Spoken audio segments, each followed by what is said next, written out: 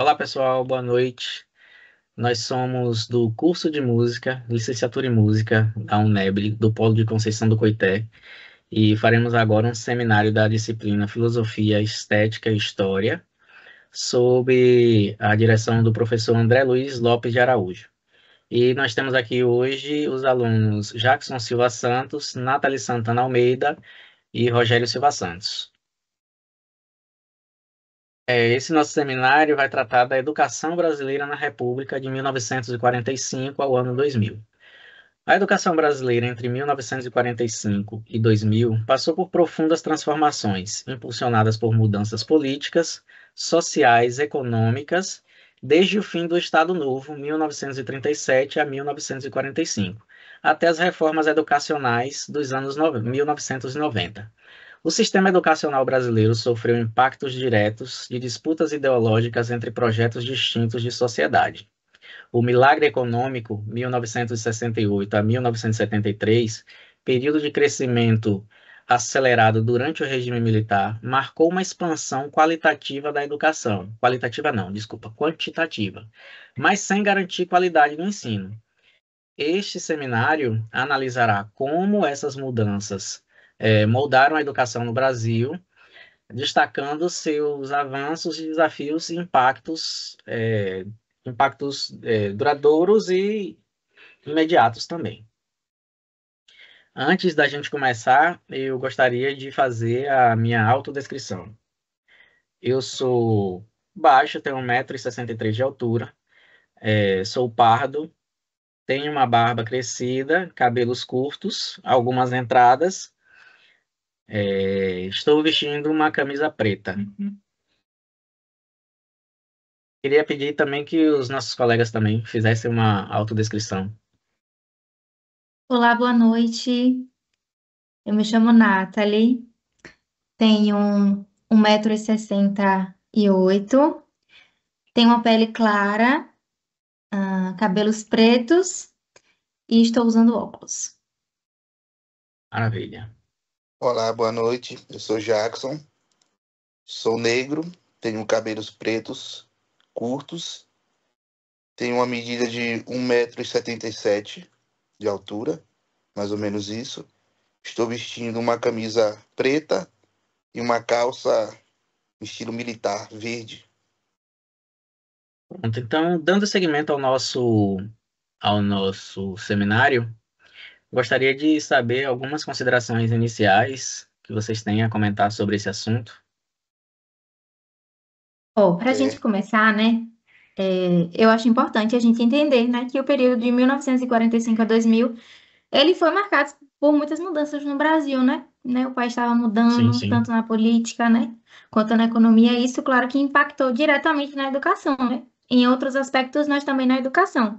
Então, foi um tempo de muita disputa, né, de ideias bem diferentes sobre cada tipo de sociedade, da educação, né, que queria construir. Inclusive, né, durante o regime militar, teve aquele famoso milagre econômico, que é o que a gente está falando, e que quando o país cresceu muito, né, mas esse crescimento não trouxe necessariamente, né, qualidade para a educação em si. Verdade. Complementando a fala da nossa colega, né? Desde o final de Estado Novo, que foi em 1945, até o final do século XX, né? O sistema educacional ele foi fortemente influenciado por disputas ideológicas, né? E entre projetos distintos da sociedade, né? Alguns democráticos, outros progressistas. Ela falou do milagre econômico que perdurou entre 68 e 73, né? Que foi um momento que houve uma grande expansão das instituições escolares, né? Dentro do regime militar no nosso país.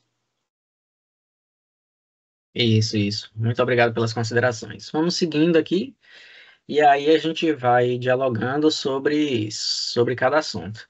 À medida que eu for lendo os slides aqui, vocês podem abrir considerações a qualquer momento. É só abrir o microfone e falar. A expansão da educação no regime militar. Durante o governo do general Emílio Garrastazu Médici, de 1969 a 1974, o Brasil viveu um período de grande repressão política. política, mas também de expansão escolar. A Lei número 5.692/71 ampliou o ensino obrigatório para 8 anos, atendendo a uma antiga reivindicação popular. No entanto, essa ampliação ocorreu dentro de um modelo tecnocrático que via a educação como ferramenta de modernização econômica e não como instrumento de formação cidadã. A política educacional militar priorizou o treinamento de trabalhadores para o mercado de trabalho industrial, em detrimento ao ensino crítico e humanístico. O ministro da Educação, Jarbas Passarinho, justificou essa abordagem ao afirmar que a escola deveria preparar jovens para ingressar na força de trabalho, independentemente da comunidade dos estudos, ou da continuidade dos estudos. Aqui a gente vê, né, que, na verdade, eles priorizavam mais meio que fechar a mente, né, dos estudantes, para que o pensamento ele fosse moldado ali aquilo que eles quisessem e não ao pensamento crítico. Exatamente. Dentro desse período também, né, no governo de Médici, né, também se aumentou a quantidade de anos, né, do ensino obrigatório para 8 anos, né, que foi bem importante também. Sim, sim, né? O governo de Médici, né, foi um dos períodos mais pesados na repressão. Tanto que aconteceu, né, a expansão na educação, que foi quando surgiu a lei, né, essa lei aí que está aí, 5.692, que tornou obrigatório, né, como o colega falou, o ensino de 8 anos, né? E assim, se por um lado isso atendeu, né, uma demanda antiga da população, por outro lado, a educação nesse período tinha um foco bem claro, né, que era só formar, né, a mão de obra no mercado de trabalho. Não era aquela educação que era pensada, né, para formar os cidadãos mais críticos, mais conscientes, né, que pudessem transformar a sociedade. Era mais para esse outro lado. Além disso, a educação nessa época aí era bem mais baseada na repetição, né? Para meio que doutrinar mesmo, fazer com que os alunos eles não tivessem pensamento, eles não tivessem a capacidade de pensar. A ideia deles era apenas treinar. Exatamente, que era chamado de modelo tecnocrático, né? Isso Onde a mesmo. educação era vista apenas como um instrumento de desenvolvimento econômico. Exatamente. Agora, já que a partir de 1945 a 64, aí já houveram algumas reformas educacionais. O período nacional populista, que vai de 1945 a 1964, foi caracterizado por intensas disputas ideológicas sobre o futuro da educação brasileira. Após 13 anos de debates, foi aprovada a primeira LDB, Lei de Diretrizes e Bases da Educação Nacional. Em 1961, representando um marco no regulamento do ensino no país. O texto da LDB gerou conflitos entre os defensores da escola pública laica e universal, como Fernando de Azevedo e Florestan Fernandes. E os setores conservadores ligados à Igreja Católica, a UND, no caso a União Democrática Nacional, que defendem subsídios públicos para instituições privadas, a LDB acabou sendo uma solução intermediária, né? Sem romper com as desigualdades estruturais de ensino, e o método de alfabetização de Paulo Freire, que era focado na conscientização política e social, destacou-se como uma alternativa crítica a esse sistema vigente na época, né? Aqui nós temos uma citação de Paulo Freire, que é a seguinte: a inadequacidade de nossa escola primária consiste na sua verbosidade, no exagero da memorização, na sonoridade da palavra, com que, fugindo à realidade em que se situa, se propôs a ela. Paulo Freire, né? Que fez essa citação. Essa crítica reflete a insatisfação com a educação tradicional, que, segundo ele, estava dissociada da realidade dos alunos e não incentivava a reflexão crítica sobre o mundo ao redor. Para mudar essa estrutura, Freire desenvolveu os círculos de cultura popular, onde os alfabetizandos participavam ativamente, né, do processo de aprendizagem, utilizando palavras do seu próprio cotidiano. Aí, só nisso aí a gente vê a diferença de pensamento, né? até como meu colega falou, contemplando a respeito da LDB, né? Ela acabou sendo uma solução meio termo, né? Meio Sem termo, né? romper as desigualdades que existiam no sistema educacional naquele período, né? Nesse contexto, né, o modelo e o método de Paulo Freire, ele ganhou muito destaque e força como uma forma alternativa crítica, né? Uma proposta de alfabetização voltada à conscientização política Uhum. e à transformação social desses agentes, né? Só complementando aqui a fala do colega, que achei muito importante. Sim, e eu também acho interessante, né, que, voltando aqui para as reformas educacionais, né, que a gente volta um pouquinho no tempo antes da ditadura, né, para a gente entender como já existia, né, essas grandes discussões sobre o futuro da educação no Brasil. Então, naquela época, né, tinha uma disputa muito forte, né, entre os grupos, né, de um lado, quem defendia a escola pública, né, a gratuita, laica, e de qualidade para todos, e no outro lado, né, tinha aqueles grupos mais conservadores ligados à igreja, Sim, partidos, sim. né, que defendiam o governo, que também deveria apoiar, né, financeiramente as escolas particulares. Então, depois de muita discussão, né, em 1961, que foi super importante, né? Mas acabou sendo uma espécie de meio termo, né? Que, tipo, aconteceu tudo, mas não resolveu a desigualdade no ensino, né? Então, entra a parte de Paulo Freire, que ele já falava sobre essas críticas, né? Ele falava sobre, criticava mesmo que naquela época, né? Dizia que a escola era muito focada na memorização, né? Uma coisa mais mecânica Sim, sim. e pouco conectada com a realidade dos alunos, que foi o que Roger falou, né? Isso. Era No slide memorização anterior. e repetição, né? O que Sim. fazia, o que realmente limitava o pensamento. Sim, daqui a educação na ditadura militar.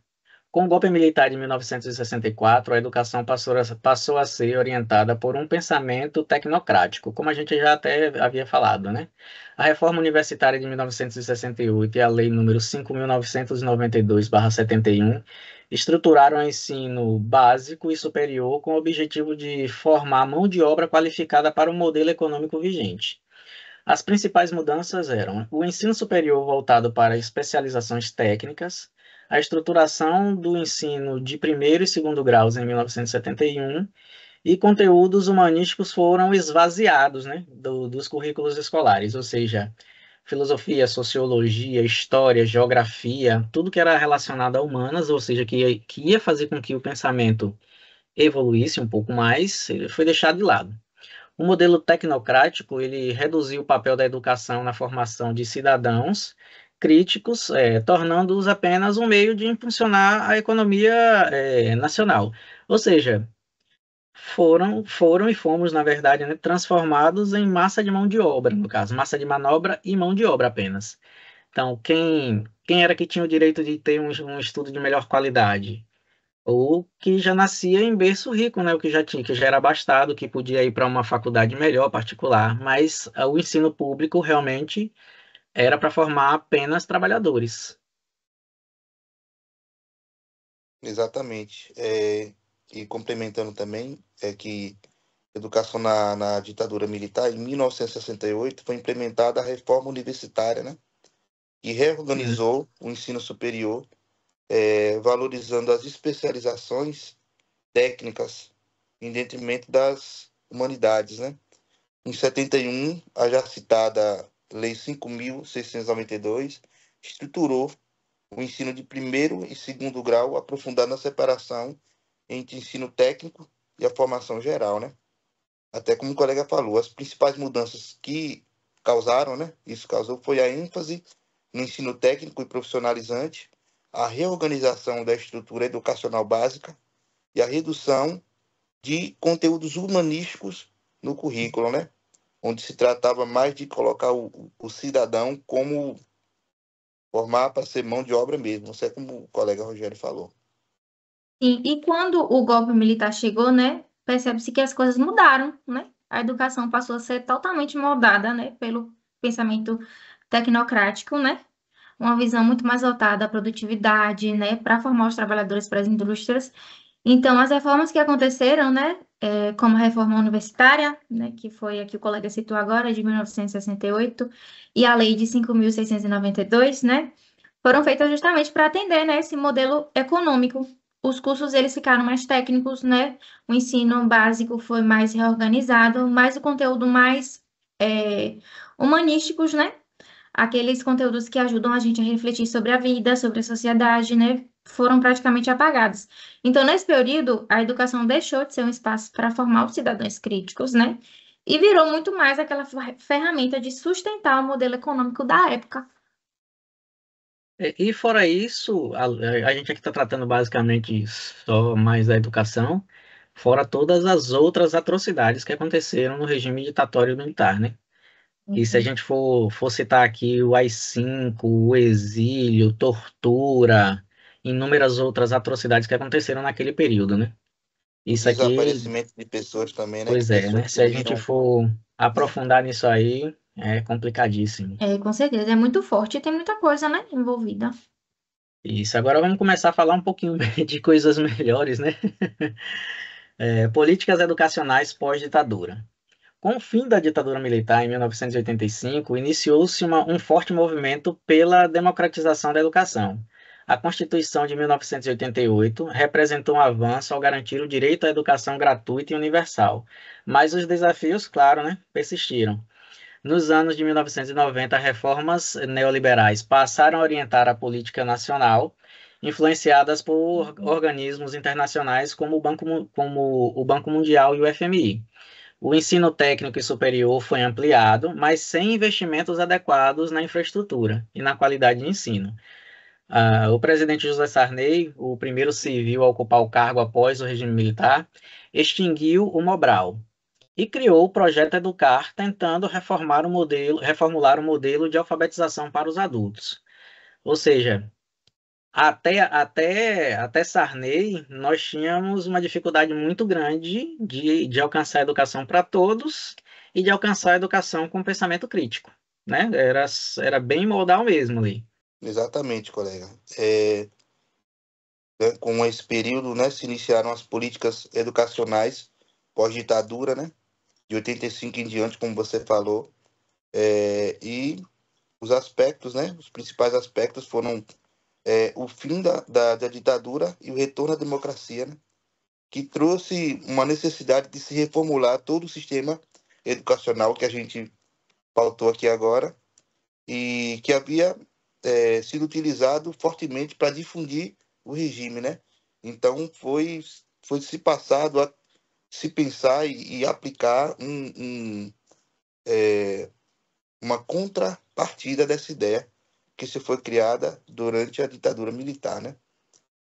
A priorização da educação básica, as novas leis de diretrizes, né, e bases da LDB, o Plano Nacional de Educação, o PNE, e novas políticas e programas educacionais, como o Bolsa Família, o ProJovem, o Programa de Apoio ao Plano de Desenvolvimento de Educação Básica, o PRODEB, né? PROEB, entre outros, né? E algumas formas de auxílio de permanência à educação básica de qualidade.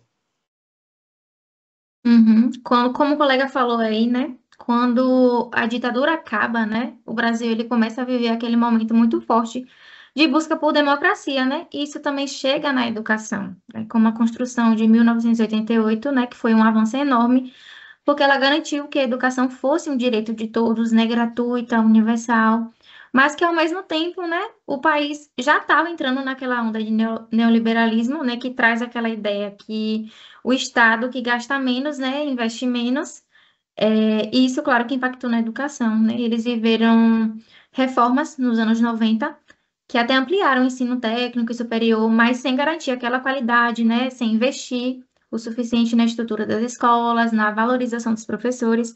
E é aí que a gente vê que os desafios eles ainda continuam grandes, né? Isso. É importante a gente salientar que, apesar dos avanços que tiveram, a estrutura ela permaneceu basicamente a mesma, né? Nós vamos ter um pouco mais de investimento na questão da infraestrutura de 2000 para cá, né? Então, até 2000, que é onde a gente está falando, as estruturas elas permaneceram praticamente as mesmas e foi mudando o pensamento. E, assim, a gente não pode deixar de enfatizar isso porque, assim, a estrutura está diretamente ligada à concepção da aprendizagem. Então, se eu não tenho uma cadeira boa para sentar, eu não me sinto bem na aula, toda hora eu estou me mexendo, eu não consigo prestar atenção. Por outro lado, se o professor não tem a qualidade de um quadro negro de boa qualidade, um data show, um aparato tecnológico qualquer para ele, que ele possa desenvolver, também não adianta muito. E outra coisa, até esse período aí não se investiu também na formação dos professores, que a gente sabe que é um pilar importantíssimo da educação, é a formação do professor. Porque eu ter um professor qualificado me dando aula vai me dar muito mais empenho para estudar e também ele vai ter muito mais material para me oferecer, né? Dando seguimento aqui às nossas tratativas sobre esse tema, o Mobral e a alfabetização de adultos. Criado em 1970, o Mobral, Movimento Brasileiro de Alfabetização, foi uma tentativa do governo militar de erradicar o analfabetismo no Brasil. O programa focava na alfabetização funcional, ensinando leitura e escrita básica, sem incentivar o pensamento crítico, obviamente, né? Ao contrário do método de Paulo Freire, que vinculava a alfabetização à conscientização política. O Mobral era um programa limitado que visava apenas capacitar o trabalhador para o mercado de trabalho. As principais características do Mobral eram: foi criado no governo do general Costa e Silva, ensinava apenas conhecimentos básicos sem aprofundamento nenhum, e foi extinto em 1985, sendo substituído pelo Projeto Educar, que já no Projeto Educar já foi um avanço muito grande, né? Porque aí já se voltaram, no caso, as disciplinas humanísticas, né? Que já incentivavam o pensamento. Então, a partir daí, a gente já começou a ter uma melhora. Aqui é legal a gente entender, né, que a diferença entre dois tipos de alfabetização que aconteceram, né, na época. Porque de um lado tinha Paulo Freire, né, que não era só para ensinar a ler e escrever, mas para despertar uma consciência crítica, política, para que as pessoas entendessem a realidade, né, e pudessem transformar. E do outro lado a gente tinha Mobral, né, que foi criado na ditadura, que era mais alfabetização funcional, sabe? Então, só para ensinar o básico mesmo, para que as pessoas pudessem trabalhar, preencher formulários, né? Mas sem nenhuma preocupação mesmo em formar cidadãos conscientes. Então, o Mobral existiu, né, até 1985 e depois foi substituído pelo Projeto Educar, como o colega falou, mas essa lógica é mais limitada, né, da alfabetização, que continuou ainda por um tempo. O que eu ia falar, vocês já falaram, então para não ficar redundante, a gente pode seguir, beleza, galera? Pronto. É importante, é importante a gente frisar aqui que Paulo Freire ele sempre foi um crítico desse sistema aí, desse sistema do Mobral. Então, muito, muito por conta disso, existem dois tipos de pessoa. As pessoas que leram, que entenderam e dissertam sobre Paulo Freire e sabem a importância que ele tem para a educação do nosso país. Inclusive, ele é muito mais valorizado lá fora do que aqui no nosso país, o que isso é uma vergonha, né? Ele é valorizado, ele é estudado lá fora, enquanto que aqui ele é difamado por uma meia dúzia de pessoas que ficam repetindo um discurso pronto, um discurso de ódio e que nunca pararam para ir ler nem 1% do conteúdo que Paulo Freire deixou para a educação. E aí tem dois tipos de pessoa, os que amam Paulo Freire, ou os que odeiam Paulo Freire.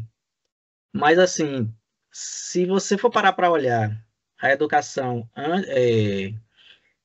da época da ditadura e comparar com a educação da, da, da metodologia de Paulo Freire, você vai conseguir discernir uma diferença gigantesca, principalmente na construção do pensamento crítico, onde o professor é o condutor da aula, porém ele não é o detentor de todo o saber, na verdade, né? Ele faz parte do processo de aprender. Eu vi uma frase de alguém, não me recordo quem, que dizia assim: o professor ele tem a capacidade de ensinar e de aprender. E o aluno também tem a capacidade de ensinar e de aprender. Só que cada um no seu tempo, né? Com isso, a gente vai chegando aqui ao final, né, dessa nossa explanação, desse nosso seminário. trazendo algumas informações acerca desse tema, né? E para finalizar aqui, eu vou ler essa nossa última anotação aqui e depois a gente vai dar uma dissertada sobre. A trajetória da educação brasileira entre 1945 e o ano 2000 revela um sistema marcado por avanços e desafios. A expansão do ensino foi essencial para a democratização do acesso à educação, mas a qualidade e a equidade continuaram a ser obstáculos persistentes. Durante o regime militar, a educação foi moldada por uma visão tecnocrática, priorizando a formação de mão de obra para o mercado em detrimento da construção do pensamento crítico. A criação do Mobral, por exemplo, demonstra como a alfabetização foi tratada como um mecanismo funcionalista, né, sem compromisso com a transformação social. Paulo Freire, ao contrário, defendia uma educação libertadora e humanizadora, capaz de dar vez e voz às populações marginalizadas. Seu método de alfabetização foi interrompido, né, naquele período ali do golpe militar de 1964, mas seu legado continua influenciando práticas pedagógicas até hoje. Inclusive, não só aqui no nosso país, como eu havia comentado há alguns instantes atrás, que ele é estudado e é comentado e é ovacionado por comunidades internacionais, enquanto que aqui fica meia dúzia de gatos pingados, reproduzindo aquele discurso de ódio, aquelas falácias, sem ter nenhuma base pedagógica para isso, né? Sim, com certeza. Isso, Rogério. Tem uma frase, né, de Paulo Freire que fala assim: se a educação sozinha não pode transformar a sociedade, tampouco sem ela a sociedade muda. E eu achei isso muito forte, né? Porque Ah, é quando a muito gente forte. olha para essa trajetória da educação, né, no Brasil, a gente Verdade. percebe que a gente teve muitos avanços, né, principalmente no acesso à escola, mas a gente ainda carrega muitos desafios, né? Então, o legado de Paulo Freire ele está aí vivo, né, e mostrando que a educação ela precisa ser libertadora, né, precisa ajudar as pessoas a entenderem como sujeitos e donos da sua própria história, né? Então, é um legado muito bonito. Verdade. Isso, verdade, né? E observando, né, toda essa discussão que a gente fez nesse intervalo do tempo, né, do regime militar até os anos 2000, a gente vê que a educação no Brasil ela avançou, né, enormemente no acesso, mas ela enfrentou grandes desafios, né, com relação à qualidade desse ensino, né, e na equidade, né? Como esse ensino chegava às massas, né, indefinidamente de classes, né? Diferente das classes às quais essas pessoas pertencem. No regime militar, a gente percebeu que prevaleceu uma visão mais tecnocrática, né, voltada à formação de mão de obra, como a gente citou o Mobral, né, que é uma coisa mais focada para as pessoas não estudarem para obter o conhecimento e sim se tornarem mão de obra qualificada no que elas escolhessem fazer. Em contraponto, né, o grande Paulo Freire defendia que a educação deveria ser libertadora e crítica, né? E ele, em sua trajetória, ele acendeu, né, esse senso crítico e até hoje ele influencia, né? Até como o Rogério falou, pessoas no mundo inteiro, não só no Brasil, né? Impressionante isso. Verdade. Paulo Freire, ele é objeto de estudo em várias universidades, mundo afora. A gente está agora já chegando para o final aqui do nosso seminário e eu gostaria de fazer uma provocação para que a gente possa discorrer um pouco sobre o tema com opiniões pessoais, né, das nossas vivências, que a gente sabe que em breve a gente vai concluir esse curso e a gente vai para a sala de aula, a gente vai enfrentar toda essa problemática lá na frente, que agora já é bem menor, né, do que era antigamente, mas a gente ainda vai pegar muitos resquícios disso. Então, como podemos garantir uma educação pública que, além de acessível, seja verdadeiramente transformadora para a sociedade? Então, fiquem à vontade para discorrer sobre o tema e depois eu complemento.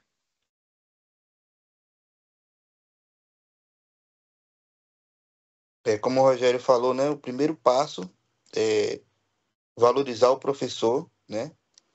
E oferecendo uma formação de melhor qualidade, condições dignas de trabalho, né, e liberdade pedagógica para esse profissional. Né? Sem professores preparados e motivados, como o Rogério até já comentou, nenhum estímulo ou proposta educacional ela vai funcionar verdadeiramente, né? E também se pensar numa realidade, numa forma de currículo que ela dialogue com a realidade desses estudantes, né? Que aborde temas corriqueiros da vida das pessoas, como desigualdade, racismo, né? E que estimule dentro das pessoas a reflexão e o debate, né? Uma educação que não só apenas ensine conteúdos, mas que ajudem os alunos a compreender o mundo, né? E buscar transformar o mundo ao modo deles. Então, tudo que eu ia falar, vocês falaram. Mas tem É mais coisa. basicamente isso, né?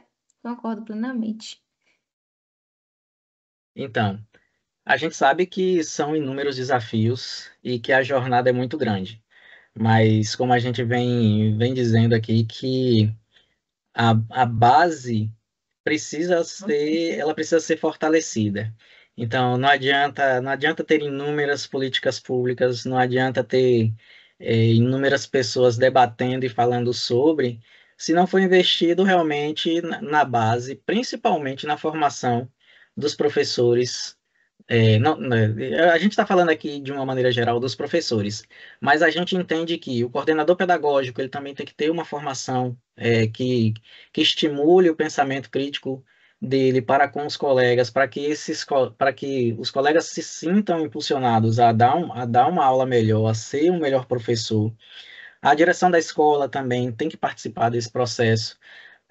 A própria comunidade também, porque a gente vê muito assim que educação é uma responsabilidade do Estado, né? Mas, na verdade, se a gente for olhar bem, a educação é uma responsabilidade de todos. Assim como é um direito de todos, também é uma responsabilidade de todos. É, não adianta a gente vir com muita coisa, muita palavra bonita, dizer que a educação mudou, realmente mudou, mas ainda temos um longo caminho e um árduo caminho pela frente ainda.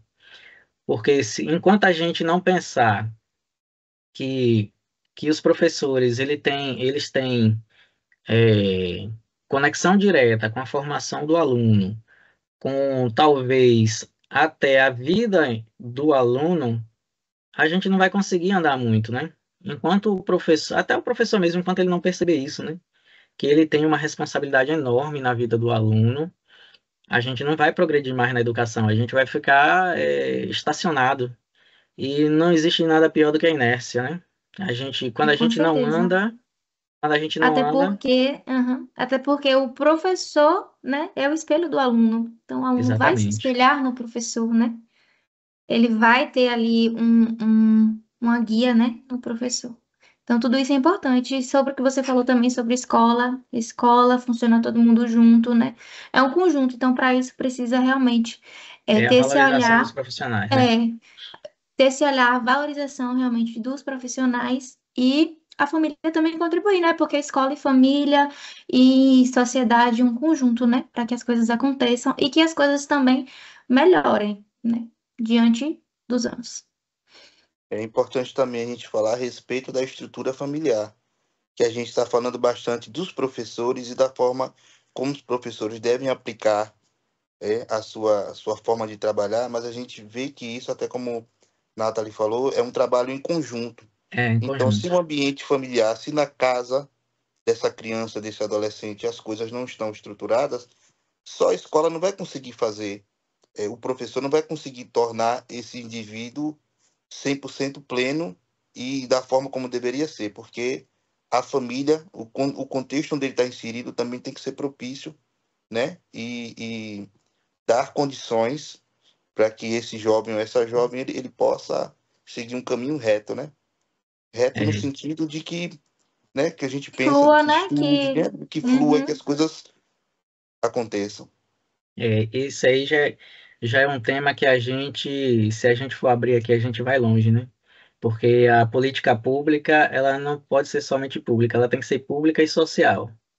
Então, quando Verdade. o aluno ele tem ele tem toda essa estrutura familiar e tem, vamos dizer assim, capacidade de ir para a escola, bem alimentado, bem instruído pela própria família, né? Porque são várias camadas disso aí, né? Então, eu acredito que Com certeza. eu acredito que num próximo seminário nós devamos discutir muito mais sobre isso, Uhum. né? Sobre políticas públicas sociais. No Verdade. mais, a gente vai ficando por aqui, né? Espero que a gente tenha conseguido passar um pouco do tema, né? E explicar um pouco. Explicar, eu digo que não, mas entender junto, né? O aprendizado nada mais é do que isso, é entender junto. A gente tentou aqui explanar as nossas considerações e acredito que tenha sido com sucesso. Eu agradeço, né? Foi um momento bastante valioso, né? A gente aprendeu bastante. E essa troca também, né? Da gente Com compartilhar, a gente aprende certeza. muito mais, né? Eu acho muito importante, muito rico. Então, hoje para mim foi excelente. Isso aí. Passo das palavras da colega às minhas, né?